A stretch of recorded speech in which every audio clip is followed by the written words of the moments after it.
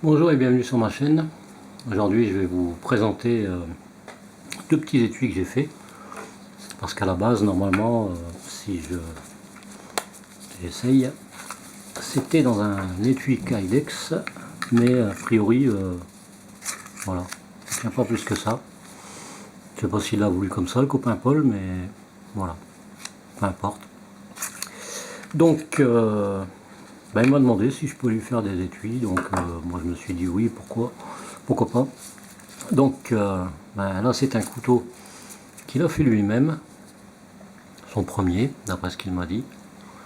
Et ça va, il coupe. J'ai essayé déjà, j'ai un bout de papier, ça coupe bien. Donc il a bien affûté.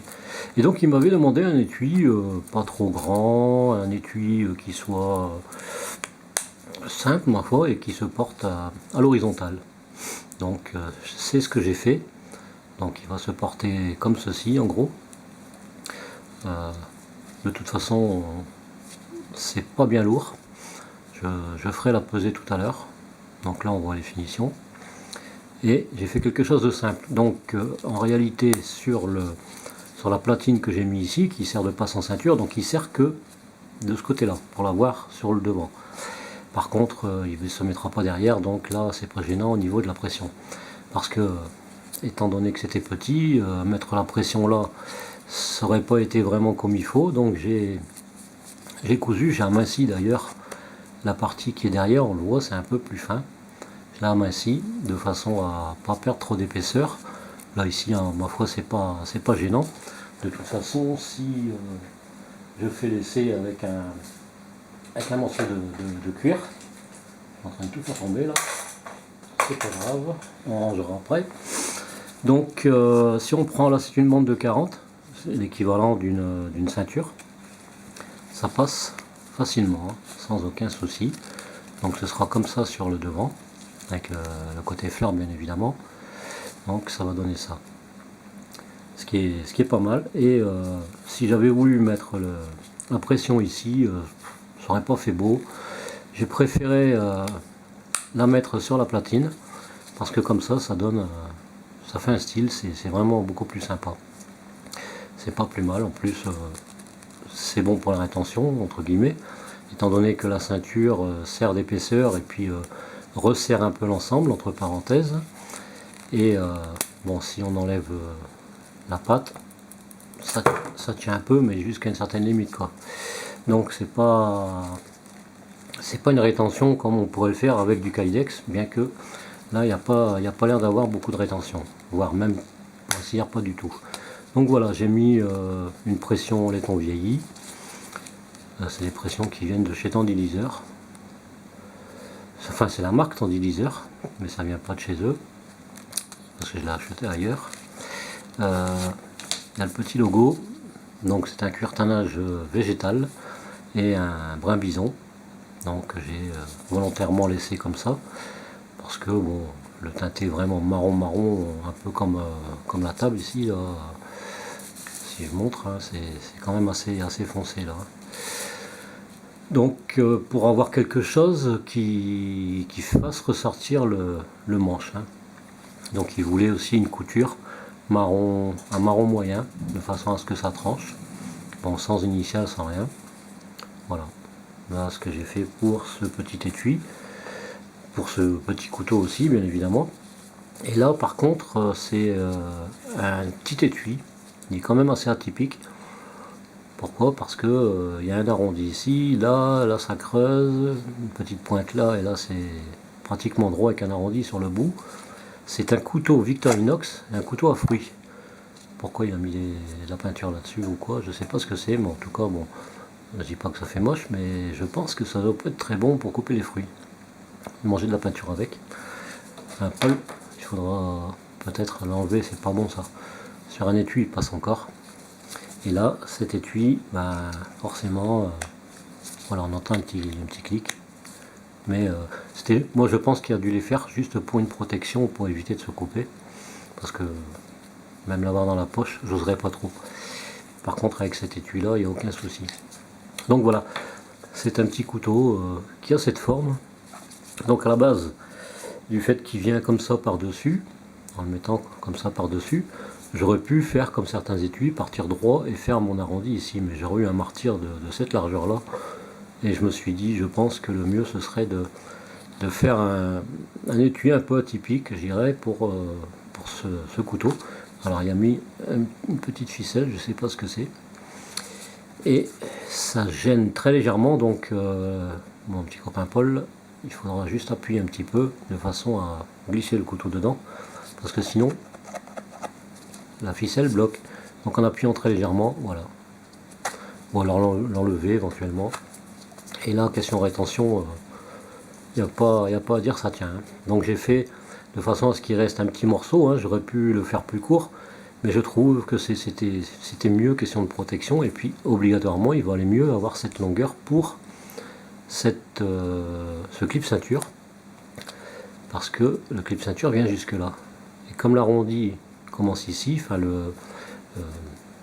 la lame commence ici, donc ça fait un petit arrondi, voilà, arrondi, ça fait une surépaisseur, et donc il fallait absolument faire cette longueur, tout simplement. Donc là ici toujours cuir-tannage végétal, brin bison, fil marron moyen, et là on voit bien la forme. Et franchement, c'est vraiment sympa, hein. Je l'ai montré à quelques personnes et ils m'ont tous dit ouais, c'est vraiment original, c'est super, donc avec les finitions comme je fais d'habitude. Et là, c'est les plus petits clips ceinture que j'ai trouvé, hein. Enfin tout au moins en largeur, parce que je ne pouvais pas me permettre d'avoir un clip ceinture qui fasse cette largeur-là, parce que sachant qu'il faut avoir une petite partie à coudre, donc automatiquement c'était les moins larges, donc elles font 12 mm en largeur. Tout simplement. Après en longueur, j'ai pas vraiment mesuré, mais je pense que la partie la plus longue, elle doit faire ça doit faire 6-8, je crois, 6-7 ou 6-8 à peu près, parce que là c'est dans le cuir, donc on ne voit plus trop, c'est 6-8, voilà, 6-8 par 12.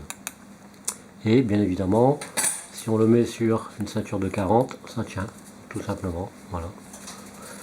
Ça redescend pas tout à fait, c'est préférable d'avoir ce type de clip sur une ceinture de 30-35, mais sur une ceinture de 40, du moment qu'on n'appuie pas dessus, il ne va pas s'en aller. Donc, et puis par la même occasion, j'ai oublié de préciser que il pourra l'avoir autour du cou. Donc en passant le cordon dedans, il pourra l'avoir autour du cou.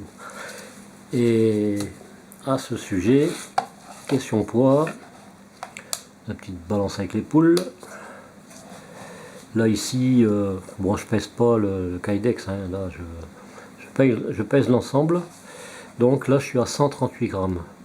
Voilà, donc ça 138 grammes à la ceinture, c'est rien du tout. Et celui-là, je l'avais déjà pesé, 50 grammes tout juste. Voilà, donc 50 grammes autour du cou, franchement, on ne le sent pas du tout, hein. J'avais pas encore vu ce genre de couteau, parce que le tranchant il est là, hein, c'est l'arrondi, c'est le creux ici, là. C'est là le tranchant. Et donc, moi je trouve que c'est pas mal, un petit couteau à fruits comme ça de chez Victorinox. J'avais pas encore vu. Donc là, petit rappel, petite pression pour qu'il rentre à cause de l'épaisseur de cette ficelle. Mais bon, après si on l'enlève, c'est sûr que il n'y aura pas tout à fait la même rétention parce que ça va glisser plus. Mais ma foi, ça va, il va pas le perdre. Mais après, l'étui va se faire, hein, à force. Ça va prendre un peu d'usure et puis voilà, il suffit d'appuyer très légèrement. Je ne pouvais pas faire autrement malheureusement parce que c'est pas toujours évident, c'est pas mon rôle d'avoir le couteau d'un copain et puis d'enlever la ficelle, d'enlever tout ce qu'il a fait. S'il a mis comme ça, c'est parce qu'il y a ses raisons, tout simplement. Donc j'ai fait avec. Donc si tu l'enlèves, Paul, il faudra bien voir si ça va tenir, parce que là on sent que ça bouge très légèrement. Ça y est, je me mets à bégayer maintenant. Parce qu'il y a quand même une petite différence, je fais attention parce que j'ai la caméra et donc voilà, c'est quand même assez difficile de travailler derrière la caméra. Voilà, là on voit bien que ça prend toute l'épaisseur, enfin, pratiquement. Et là, voilà, parce que cette ficelle frotte sur l'intérieur du cuir, hein, même si je l'ai lissé, c'est quand même pas évident.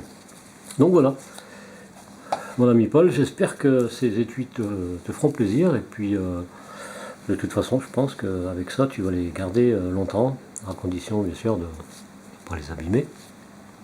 Hein, pas aller à la piscine avec, l'oublier dans sa poche, ou l'oublier autour de son cou, tout simplement. Donc voilà, c'était la petite blague. Et pour ce qui est de cet étui, j'ai pas précisé pour certains détails, c'est que là j'ai utilisé du 2,5. Donc ce qui fait justement cette épaisseur là, hein, ça fait à peu près 7,5, 3 fois 2,5. Ça peut faire que ça. Voilà. C'est ouais, pile poil ça. Donc du 2,5 pour l'ensemble. Par contre ici j'ai pour la pâte, j'ai utilisé, je voulais pas quelque chose de trop épais, j'ai utilisé du 1,9 qui est largement suffisant. Et là par contre, l'extérieur c'est du 1,9 et parce qu'on le voit quand même. Et cette petite pièce ici c'est du 1,2. Voilà, c'était suffisant parce qu'il y a un rivet, c'est cousu, c'est collé en même temps, ça va jamais partir quoi. Donc voilà, c'était une petite précision que j'avais oublié de dire. En tout cas, j'espère que cette vidéo vous aura plu et que ça vous donnera peut-être l'idée de faire un étui ou de le faire, peu importe. Et pourquoi pas de copier l'idée, parce que c'est vrai que j'ai cherché partout sur internet et j'ai pas trouvé d'étui pour ce couteau à fruits Victorinox.